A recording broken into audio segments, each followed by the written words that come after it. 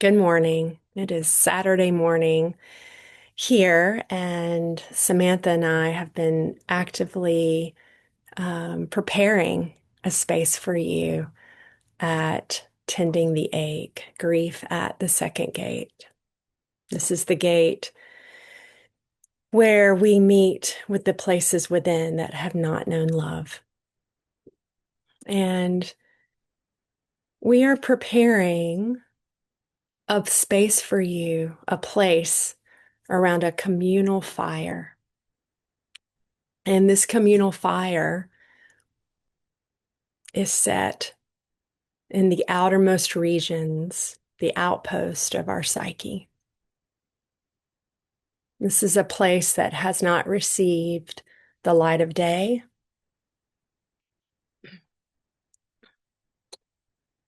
and where there are places within that are hidden and crouched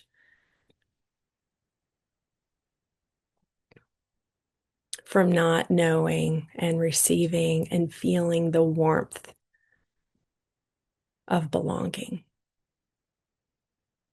So we're sitting around, we're inviting you, there is a space for you around this communal fire where we will all be waiting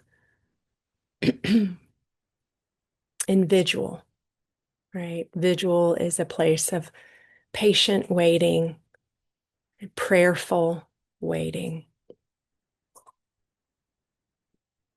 And as we are all sitting around the fire in vigil together, the invitation is that we lay and wait and we hold space to allow these places within that have not known love to return on their terms, to return on their terms. We meet them and invite them to come as they are. And so I wanted to speak to who is the one waiting at the fire? Who is the one waiting in vigil for these unloved parts? And I wanted to speak to this. Francis Weller, author of Wild Edge of Sorrow, many of you know or have read his book or listened to his podcast. He has a few things to say about the importance of who is holding space for these places within that have not known love. And he calls it the adult self. And I'm just going to share with you, let me pull this up.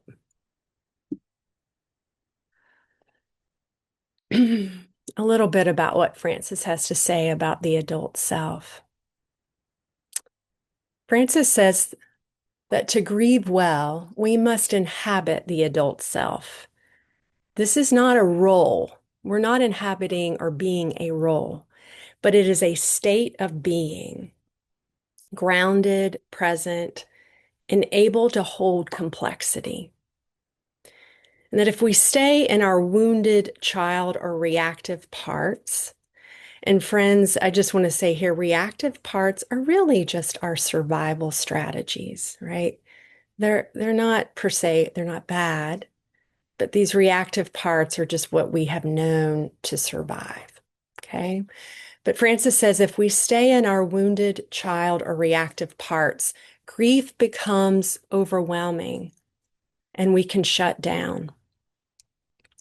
But when we are able to inhabit and cultivate the presence of the adult self within, the adult self within can hold paradox and can stay present to the pain without collapsing.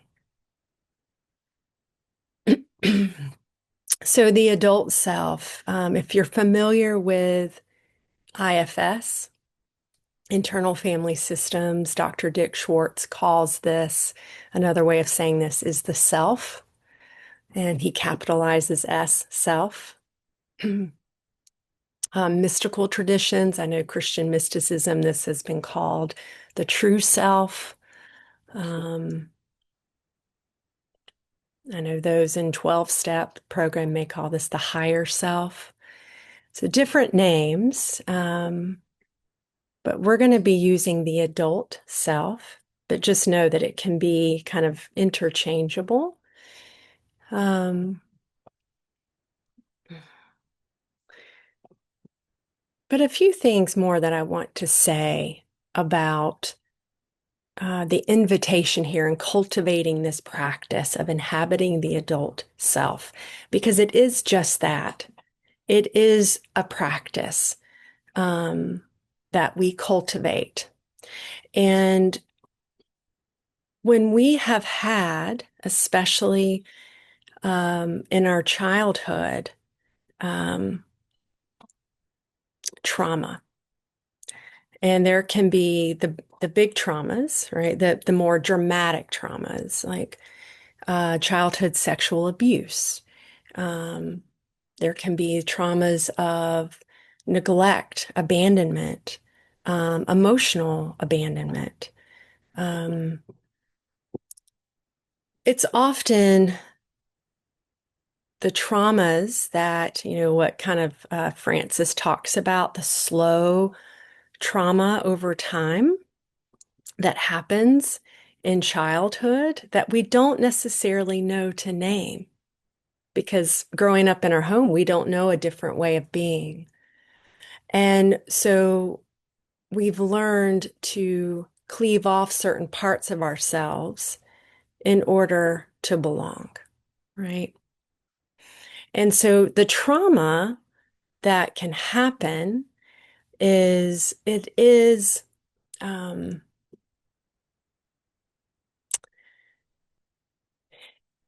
what we haven't known to name. Maybe we've become a parentified child. A parentified child is the one who feels like in order to receive love, they have to take care of the adult. And again, it's not necessarily a conscious thing. It's not even necessarily the adult has verbally said, you must take care of me. But there's this unconscious kind of sense of like, I'll take care of those adults around me and their nervous system as a way to manage my own overwhelm or helplessness or powerlessness.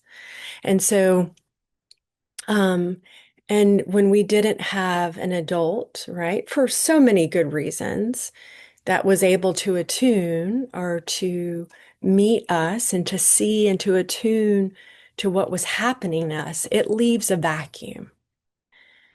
And so, in that vacuum, we have these different survival strategies that come online. And these survival strategies we carry into adulthood. And again, they're just kind of, we can become very merged with them. And we think that they are our only reality. So, coming back to inhabiting adult presence. For many of us, that can feel very veiled. And again, given our circumstances and inner work that we've done, and to the degree that we did not receive attunement and a sense of belonging, that adult self can feel more veiled inside of us. And so it's why Francis talks about when we apprentice sorrow, when we become apprentices to our sorrow, we must cultivate practices of silence and solitude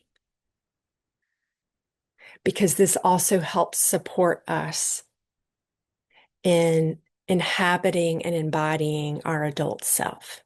And again, the adult self is the part within that can hold all of the complexity. It can hold all of the inner kiddos inside, all of our reactivity. and it can hold an active, attuned presence, much like the attuned mother that we've always needed, that can see our upset, can see our reactivity. And instead of fixing us, telling us how we should feel or how we shouldn't feel, or managing or shoulding, advising,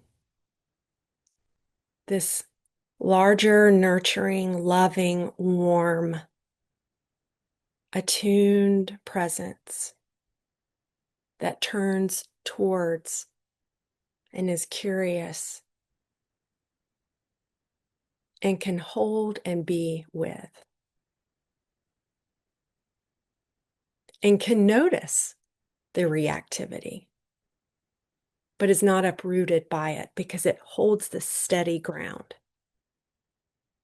One of my favorite um, definitions, if you will, ways of expressing what mindfulness is by mindfulness teacher Corey Mascara. I'm not sure how he pronounces his last name. But he says mindfulness is our capacity to be with our experience rather than in our experience in a way that is spacious, curious, and heartfelt. Spacious, curious, and heartfelt. And what's key here is being with rather than in. And I invite you to really inquire and sit with that as you consider what it is in this practice of cultivating adult embodied presence for these outcast parts within, and what it is to be with rather than merged with. Because as Frances was saying, when we are merged, when we are blended with our shame, when we are blended with our hopelessness or our powerlessness or our helplessness, when we are blended with these big, big emotions,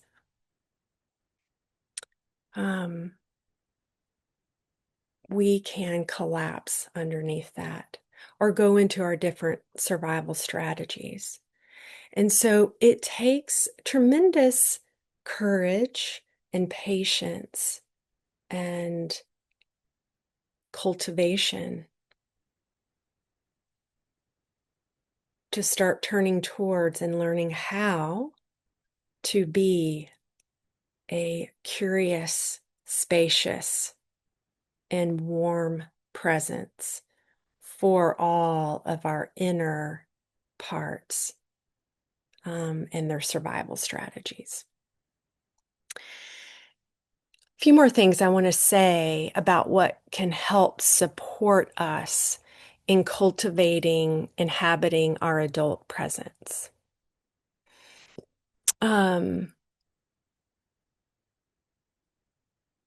Adult presence is actively working with our felt sense of awareness, which is bringing in body sensation. And one of my teachers, A.H. Almas, he's written several books, and he talks about in his book, Facets of Unity, basic trust. And I do want to say that he does talk a little bit about how basic trust, there is kind of this imprinting that happens in utero, first 18 months of life, pre-verbal, that can increase this sense of basic trust, or it can also make it more veiled.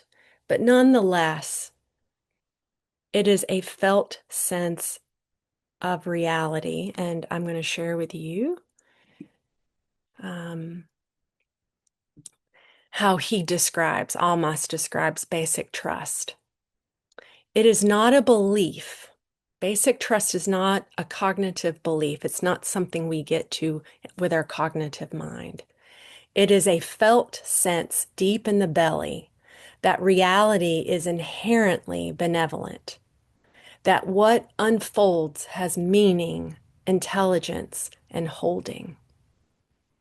It's the inner knowing that you are not falling through empty space, even when it can feel like, especially when we are inhabiting, in these reactive parts inside of us, these wounded places within feel like there is an abyss, right? There's just this empty abyss that we can feel in the pit of our stomach, that even when that's happening, when we have this felt sense and cultivate this felt sense of basic trust, we can sense into this ground beneath the groundlessness. When we let go, we sense into this quality of being held. That even when our identity, right, our identities die, that there's something more. So even though when we're feeling this abyss and our psyche is reacting to the uncertainty of a new way of being, is reacting to uncertainty, we can sense into what I call or experience the holding nature of reality. And this is an aspect of our being that is soft and luminous. It's almost, it can kind of feel like when I'm experiencing it, if you've, you know, seen the sun coming through the window and there's like these, well, it's like dust particles, but it feels like, this light beam of warmth coming through, these rays of sun coming through and into a room. Or if you've ever, blown dandelion seeds and seeing them kind of flying, floating in the wind, there's this luminous, soft, gentle, golden aspect of being. And it's this felt sense of goodness, nourishment, sweetness, love. It's this nurturing radiance that underlies reality, and it is the substance of basic trust. It's not sentimental, it's existential, like warm sunlight that's filtering through our cells.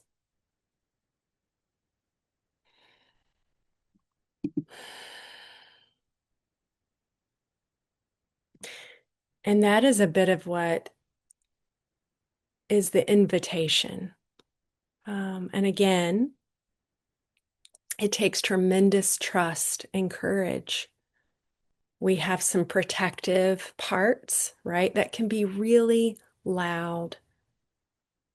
And they're loud not because we're bad or because they're bad, it's because it's a survival strategy that wants, in its deepest essence, to protect us and keep us in status quo, right? In homeostasis, what it knows. And so as we're laying in wait at the vigil, there will be many voices in the dark that are loud. So this basic trust, this quality of warmth, of sunlight that is filtering through our cells can be veiled, right? It can be veiled by these louder voices like hopelessness. Don't have hope. This is what you know. Don't open yourself to more. Could be more pain, more pain. Don't open yourself to that, right? That can be one of the voices that we hear. Or maybe one of the voices is cynicism, right? It's easy to look around at the world and what's happening right now in our country and not open our heart, be cynical. It's another way of protecting our heart.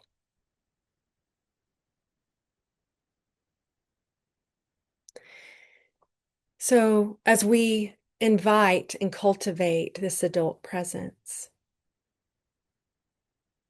that can hold and notice and be curious, oh, here are the loud voices,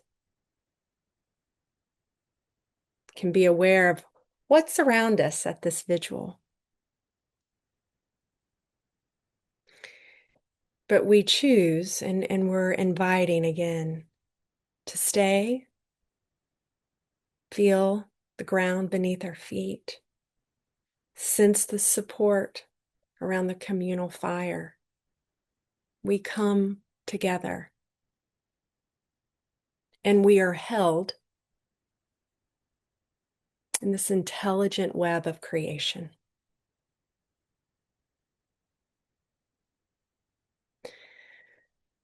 I'm going to be sending with you some slides for those of you who it's visual, it's helpful. We're going to have some more kind of definitions and images to go along with what is the adult self? What is the adult self? And I'll be sending that out for you. I just want to close with Rumi's poem where he invites us to seek not love. Instead, merely seek the places within, the barriers within that we have built to love.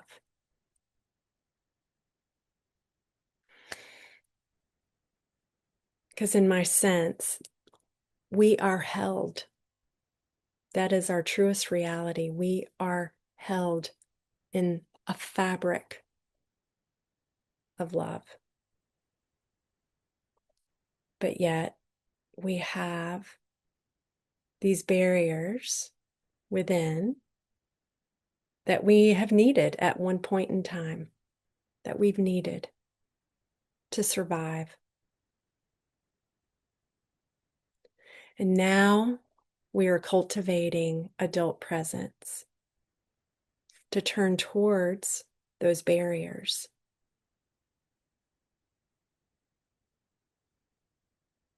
to turn towards the barriers and offer our attentive, unwavering presence.